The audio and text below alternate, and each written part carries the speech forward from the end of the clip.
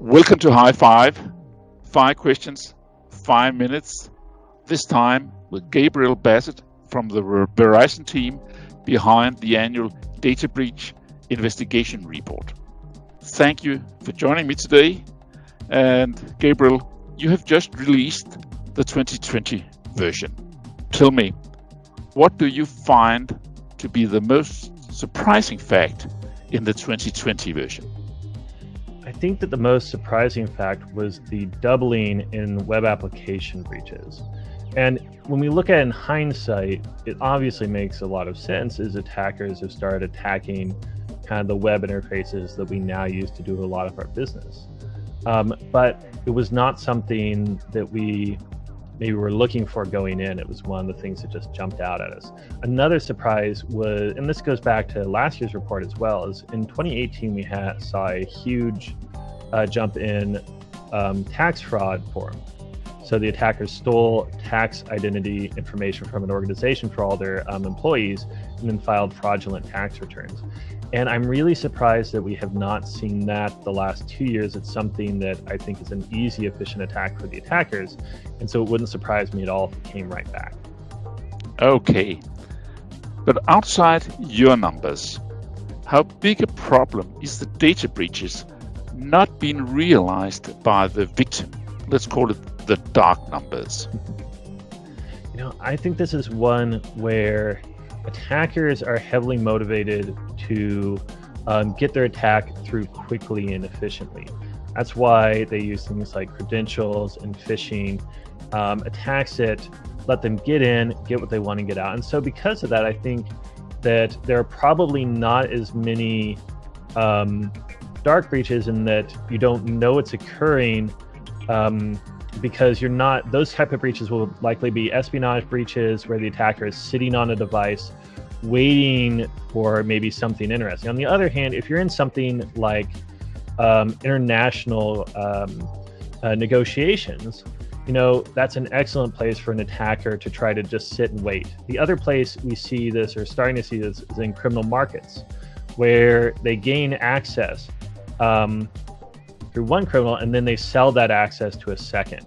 And I think that marketplace and division of labor makes the criminals more efficient. And so it would not surprise me if we see more of that type of attack in the future as well. Thanks.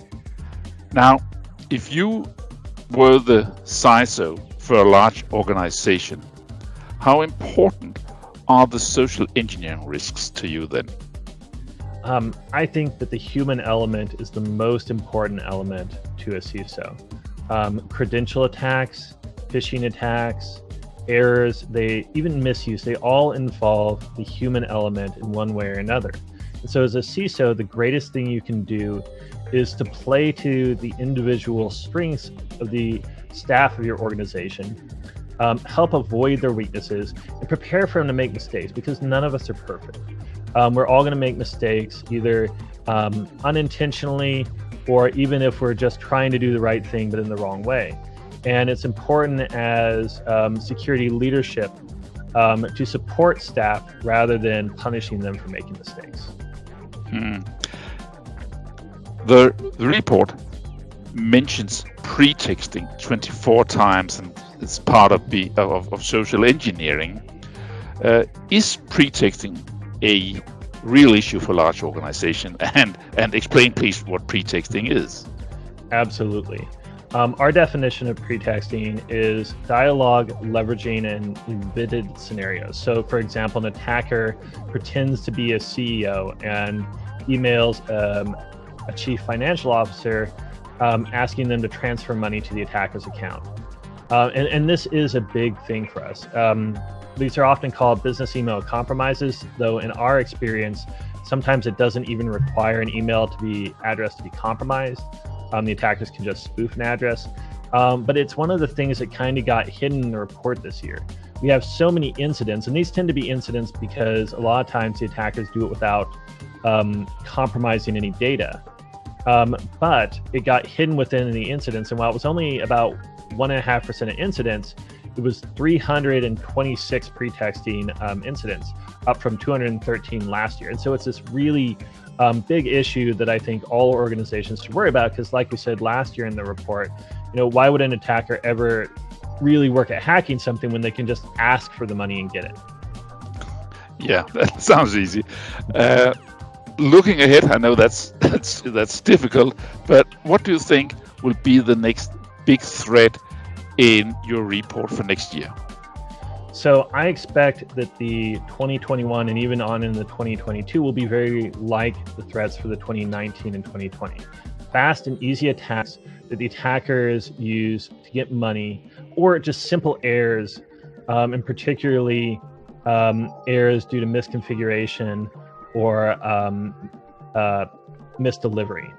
And the reason is because the easier the attack is, or the easier the mistake is to make, the more likely it is to happen. And as our tools get better at stopping malware, mitigating vulnerabilities, we're pushing the attackers toward the part that will never be perfect, which is the human element. And so, I expect that we'll still see those credentials, phishing, business email compromises, and such happening for years to come. On the other hand, it's very common for us in the DBR to come in to the data set in a year and see a completely new attack that we've never seen before, as the attackers find an even more efficient way to accomplish an attack. And every couple of years that happens. It makes sense, because if we knew that was coming, we would have done something about it as a security organization. So the best we can do is to support our organization staff and to prepare our security operations for that new thing that they may not have uncovered yet. Great. Thanks a lot, Gabriel. It's been very exciting to get a view into more details of your report, which is a great work. Appreciate it a lot. So thanks again. Thank you for being part of this.